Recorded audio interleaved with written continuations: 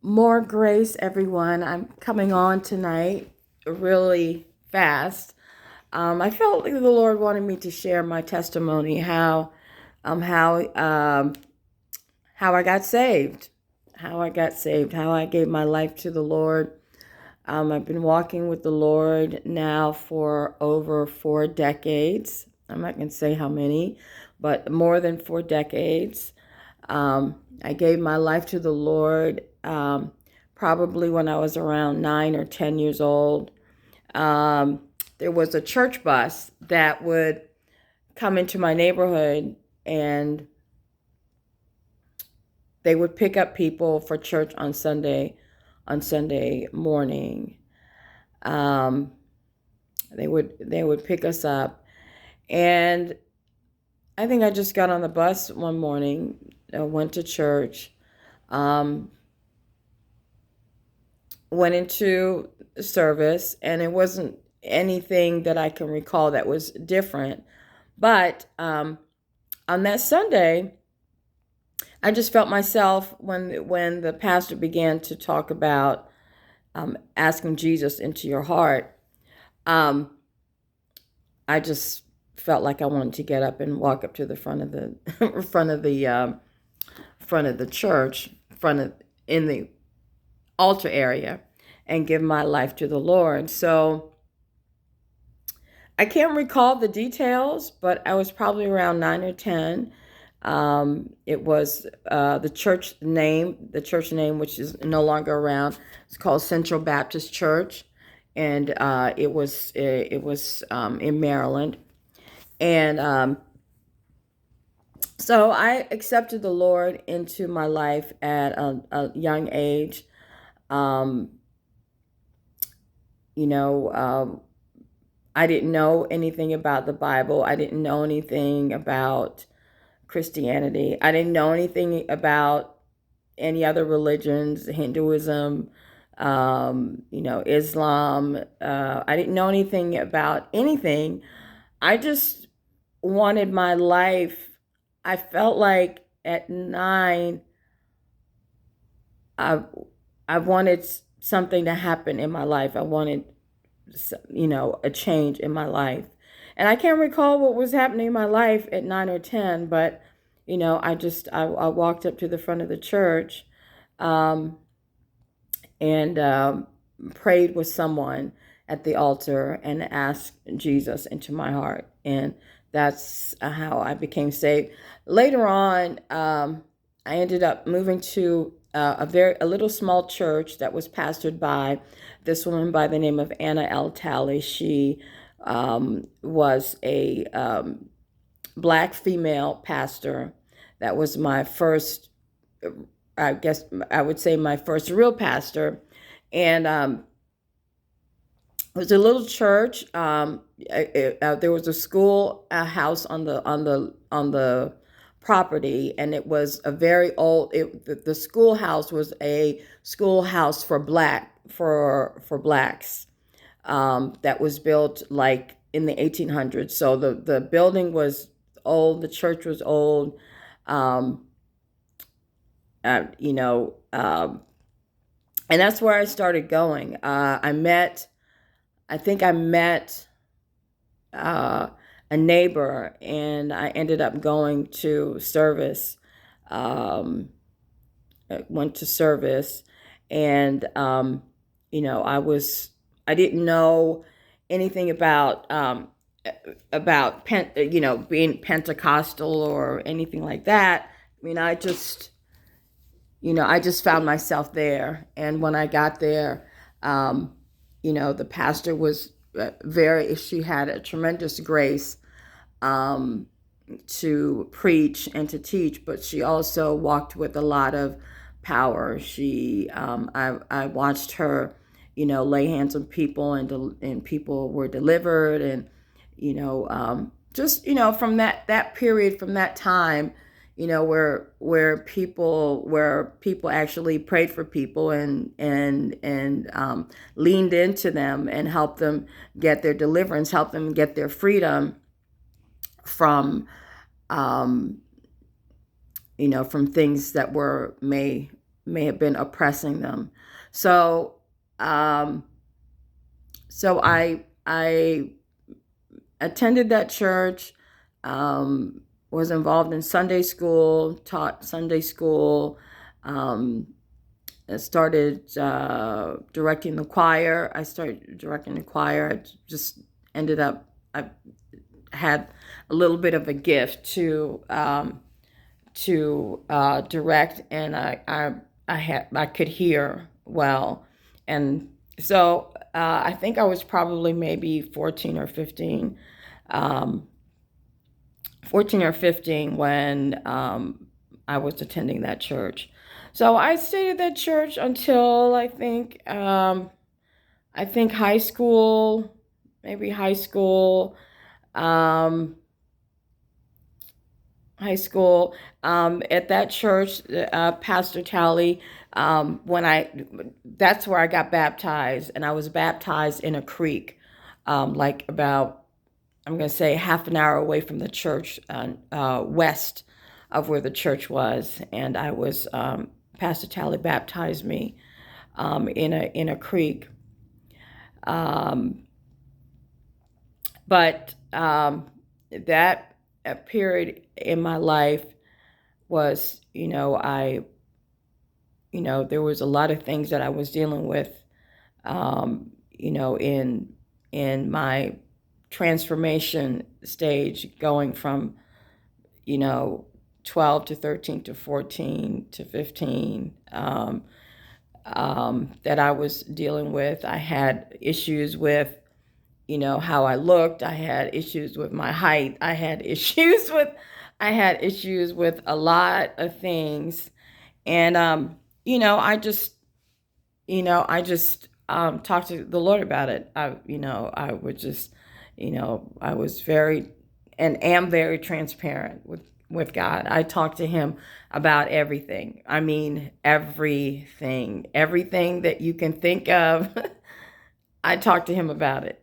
And I ask him any question I have about the world, the universe, issues in the world, whatever.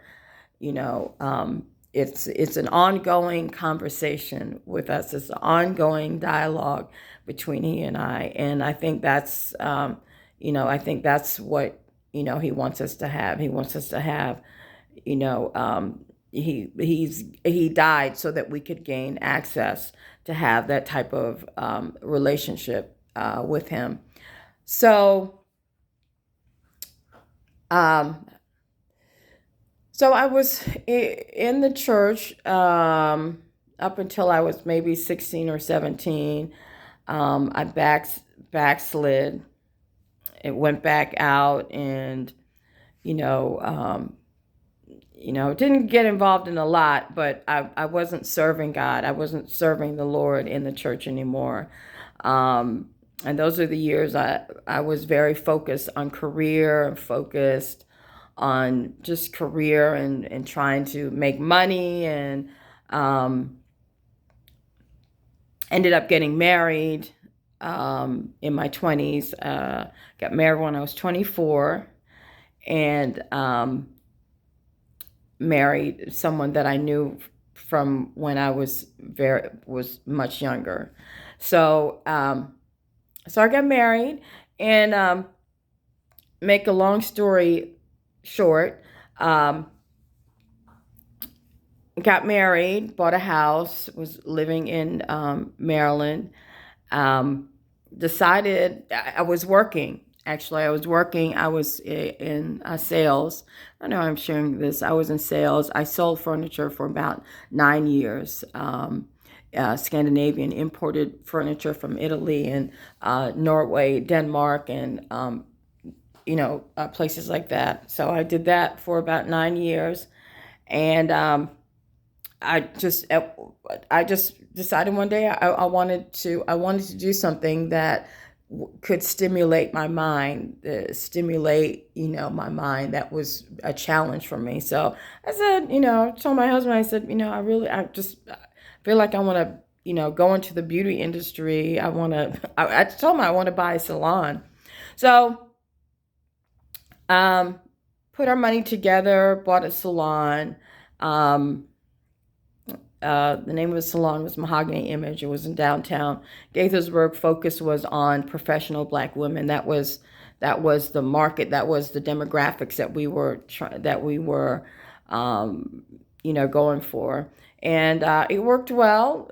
Closed the salon about 6 years later. The business was successful.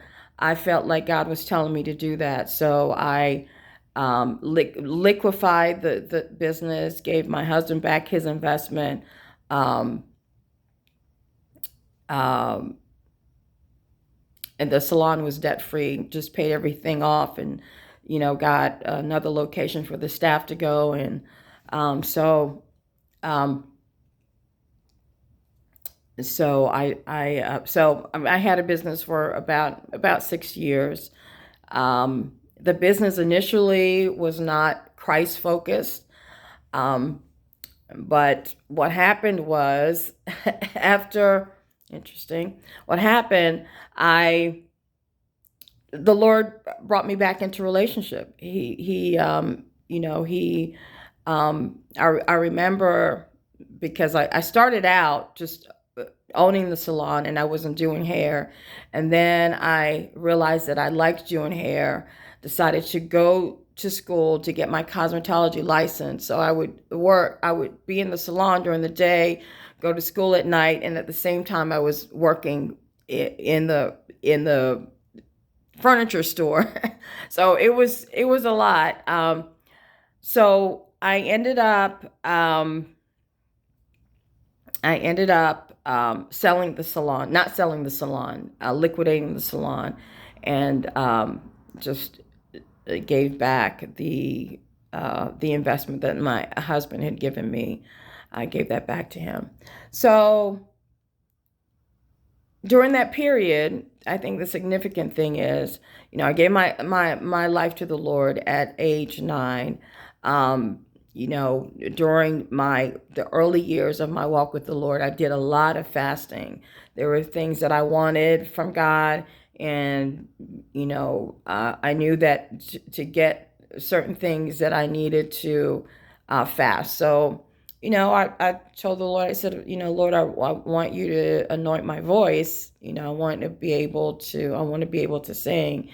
And I think I was on the fast for a week, and the end of the fast, the Lord had blessed me where, I could sing, sing a lot better than when I started the fast. So, um,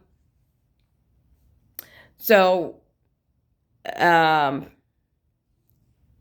those were the early years. As I said, I backslid, married, bought a house, bought a business. While I was working in the salon, the Lord sent a woman, and I didn't realize this until years later, that while I was doing her hair, she was actually praying for me, praying. At that point, I was backslidden, praying for God to restore me. I don't know what she was praying, but I didn't know it until some years later that she was actually praying for me, for the Lord to restore me. So the salon, initially, it was just something that I wanted to do. I think within the first 2 or 3 years, I decided that I wanted it to be ministry. So I decided that when we had clients in the salon, when we were open, that we would play teaching and preaching videos. So it became, after the Lord restored me, my focus was on, and has always been, equipping people, maturing people that are saved, and trying to get the word. So give the word, teach the word. At that time, I wasn't teaching, but there was a lot of women that were teaching at that time. Specifically, we watched a lot of preachers and teachers. At that time, the Woman Thou Art Loose was very big, and there was a lot of women that preached in that time, that period that I would have on Saturdays. The salon was, I think we had 8 stations, maybe more. At one point, a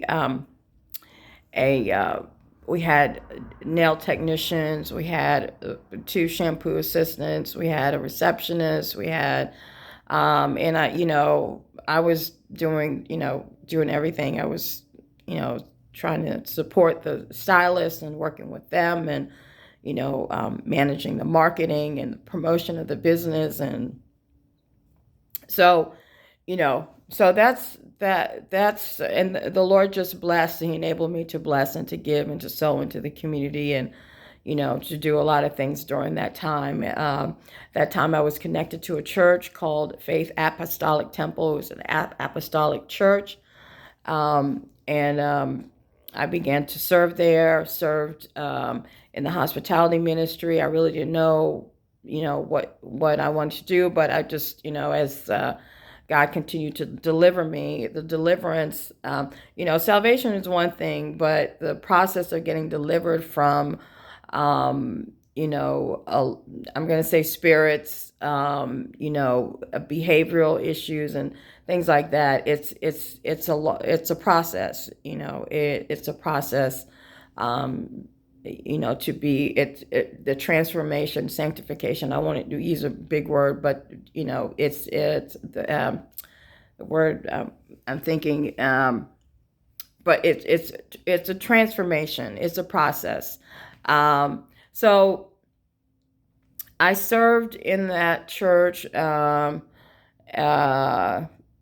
and served on the hospitality ministry, and we had departments, and so I was over the hospitality ministry and served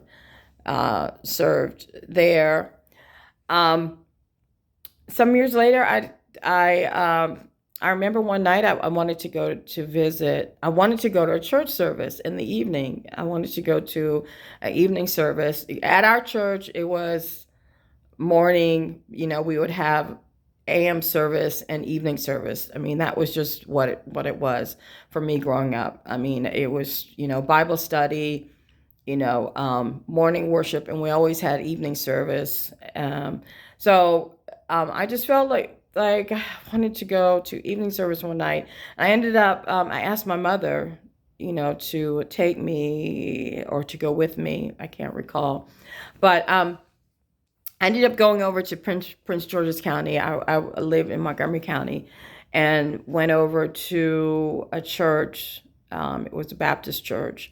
A few months later, I felt God leading me to begin to attend services there. While I was there, the Lord said, just, to sit. And I had this dialogue with the Lord, because I was, the church,